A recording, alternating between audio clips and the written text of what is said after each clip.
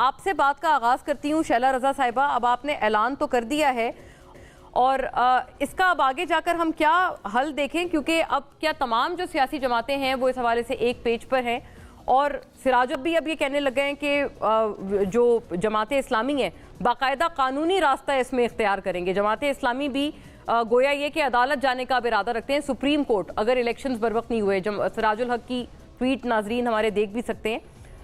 Peoples party भी ultimately अगर ये नहीं होता है इनेकाद, तो आप लोग भी ये ऑप्शन अपने लिए खुला रखेंगे कि आप सुप्रीम कोर्ट का रुख करें?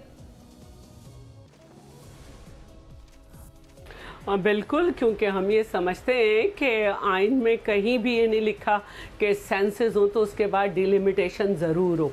और आइन का आर्टिकल 51 का जो 5 है वो ये ज़रूर कहता है कि अगर मुल्क में मरदमशुमारी हुई है तो उसके नतीजे में जो पॉपुलेशन में चेंज आया है तो उसमें कौमी असम्बली की नशिस्तों की जो तकसीम है वो सूबों के अंदर होगी।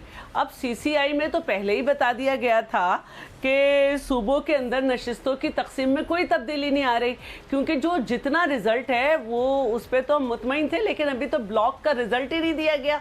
तो फिर आप कैसे जो हैं वो कहेंगे कि डिलिमिटेशन हो, कहीं नहीं लिखा। और इसी तरह जो 244 है इलेक्शन जो आइन का आर्टिकल, वो भी यही कहता है कि अगर असेंबली अपनी मुद्दत से पहले डिसॉल्व हो गई है तो 90 दिन में इलेक्शन हो। तो दो आर्टिकल बड़ा वाज़े बता रहे हैं कि इलेक्शन जो है कब होना है और डिलिमिटेशन की ज़रूरत नहीं। हाँ, इलेक्शन एक्ट जो है जिसको मैं पूरा अगर आईनी सूरत हाल को कर दूं, इलेक्शन एक्ट 2017 का जो आर्टिकल 17 का 2 है वो ये कहता है कि subject with the constitution of Pakistan, वो ये कहता है कि अगर सेंसेस हुए तो डिलिमिटेशन होगी, लेकिन बात वही है कि आइन को आप जो है ना वो प्रेफर करेंगे, क्योंकि सूबाई नशिस्तों में तकसीम की कोई ज़रूरत ही नहीं है, तो फिर 90 ही दिन चलेंगे, डिलिमिटेशन नहीं होगी। करेक्ट। लेकिन शैला साहिबा, मैं आपसे अर्ज ये कर रही थी कि कहीं ये चीज आपके आड़े तो नहीं आ जाएगी, क्योंकि केपी और पंजाब ये दो असेंबलीज भी जो है वो वक्त से पहले डिसॉल्व हुई थी और यहाँ पर भी 90 दिन के अंदर इंतखाबात होने थे। सुप्रीम कोर्ट तो कह के थक गई। देखिए उस वक्त बड़े देखिए ये असेंबली की जो डिसोल्यूशन है ये आइन के मुताबिक है, और पंजाब की जो असेंबली डिसॉल्व की गई थी तो पंजाब असेंबली का इलेक्टोरल कॉलेज उसके मेंबर 99.9% ये कह रहे थे कि डिसॉल्व नहीं करो। तो ये असेंबली मेरे अब्बा का दिया हुआ खिलौना नहीं है कि मेरा इलेक्टोरल कॉलेज भी कह रहा हो डिसॉल्व नहीं करो और मैं डिसॉल्व कर दूं ना। उस वक्त बजट था, ऑलराइट, वेरी फेयर, आपने बजट था और मवाजना भी बता दिया, सूरत हाल थी, इस वक्त बजट है। ठीक है अजहर साहब, आप बताइएगा।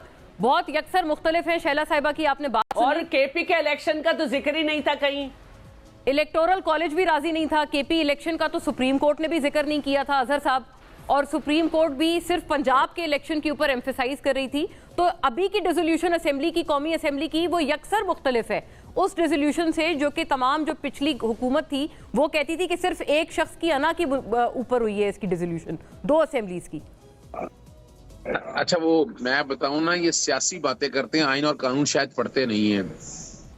भाई सुप्रीम कोर्ट का क्या काम था कि खैबर पख्तूनख्वा के हवाले से मामला लेके चलना। जरा बात को समझिएगा, पंजाब और खैबर पख्तूनख्वा दोनों चैलेंज हुए थे, दोनों में डेट दी गई थी, लेकिन क्या हुआ कि खैबर पख्तूनख्वा के गवर्नर ने वो दरखास्त ही वापस ले ली। वहां पर उसने कहा मैं पार्टी नहीं हूँ, तो इसलिए पंजाब असेंबली का फैसला करना पड़ा। और फिर रोका था इनके गवर्नर को, गवर्नर तो इनका था, डेट गवर्नर ने नहीं थी, गवर्नर ने डेट नहीं थी, इलेक्शन कमीशन इनका था। यानी असूली बात समझिएगा। अब ये खून के आंसू धोए या इस तरह के हालात बताएं तो ये लोग मानने के लिए तैयार नहीं है।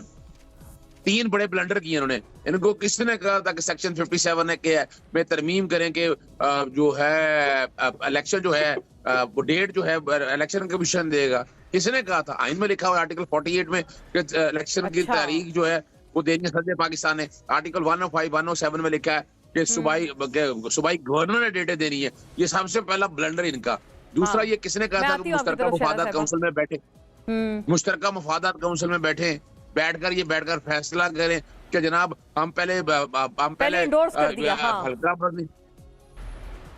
हल्का बंदियां क्यों करें? देखिए ना, ये इतना बड़ा ब्लंडर है। वो भी हल्का बंदियां इतने अरसे से करते रहे, आप खामोशी से बैठ कर दे रहे। आप लोगों ने तो खुद मौका दिया है, अब खून नहीं के अजहर आंसू क्यों साहब रोते हैं? वो ये कहते हैं, अजहर साहब वो ये कहते हैं कि डीलिमिटेशन तो उन्होंने चले मंजूर कर ली, लेकिन इसमें कम वक्त में भी तो हो सकती है ना हल्का बंदियां, जरूरी तो नहीं है कि इसमें 6 महीने का वक्त लगे। ओ पंजाबी में कहते हैं अभी पूरी डिलिमिटेशन का रिजल्ट नहीं आया है। अजहर साहब नहीं, पूरी नहीं, डिलिमिटेशन मेरी का बात- रिजल्ट भी मैं- नहीं आया है। हाँ नहीं, मैं और बात कहना चाहता हूँ। मैं जो बात बीफ सुनिए, मैं जो बात कहना चाहता हूँ वो ये है कि इन्हें क्या जरूरत पड़ी थी? निगरान हुकूमतें मौजूद हैं, निगरान हुकूमत को सामने रख के आप ये फैसले करते फिर रहे हैं। क्या जरूरत पड़ी थी आप लोगों को? बुनियादी तौर के ऊपर ये है कि इन्हें आज भी क्या चाहिए, ये आ जाए कोर्ट में आए, सुप्रीम कोर्ट में पिटीशन फाइल करें आकर। और ये जो इलेक्शन कमीशन ने खुद मुख्तार बना दिया है, खुद मुख्तार क्या बना दिया है उसको भी उन्हें इतना ताकतवर बना दिया है कि जो सदर पाकिस्तान, कुछ सदर पाकिस्तान डेट का कह रहे हैं, ये कहे ना सदर पाकिस्तान को, सदर पाकिस्तान इलेक्शन की डेट दे रखे इस तरफ को, ये डील। और जो देखिए डीलिमिटेशन वाला तो प्रिंसिपल इसलिए भी लागू नहीं होता कि आर्टिकल 51 में अगर कोई तरमीम करनी है ना, आर्टिकल 51 में, तो 2/3 अक्सरियत चाहिए। यहाँ कौन सी 2/3 अक्सरियत है इनके मैं ये पास? मामला आगे ले जाती हूँ। अजहर साहब आपने काफी सारे दिलचस्प आपने उमूर को हाईलाइट किया है। शैला साहिबा आपने ये भी एक तासुर है, और PMLN भी, बल्कि राना सनाउल्लाह साहब अपने हाल के इंटरव्यू में ये कह रहे थे कि आपको पता था जब आप मुश्तरका मफादात काउंसिल में इसको एंडोर्स कर रहे थे कि इसमें तो ये वक्त लगेगा, और अब आकर अगर ये आप ये वाला मौक़िफ़ इख्तियार कर रहे हैं कि बर वक्त इलेक्शन हो, तो इवन आपके जो हाल ही में जो आपके एलाइज थे वो भी कह रहे हैं कि ये आपके डबल आपकी स्ट्रैटेजी है, ड्यूअल स्ट्रैटेजी से चल रही है पीपल्स पार्टी। अच्छा जी देखें, आइन तो वो नहीं पढ़ते कि जब जिनके खिलाफ मोशन ऑफ नो कॉन्फिडेंस पेश की जाए तो वो असेंबली डिसॉल्व कर दें, और फिर अदालतें जो हैं वो जैसा था करके असेंबली बहाल करें। या और बात है कि उन्होंने इस पे सोमोटो नहीं लिया, पूरा काम नहीं किया। आइन वो नहीं पढ़ते जिसका वजीर आला ये कहे कि इस मोटे नू पहले पढ़ लिया जाता तो मेरी असेंबली ना टूटती, उससे ज़बरदस्ती इन्होंने साइन कराए।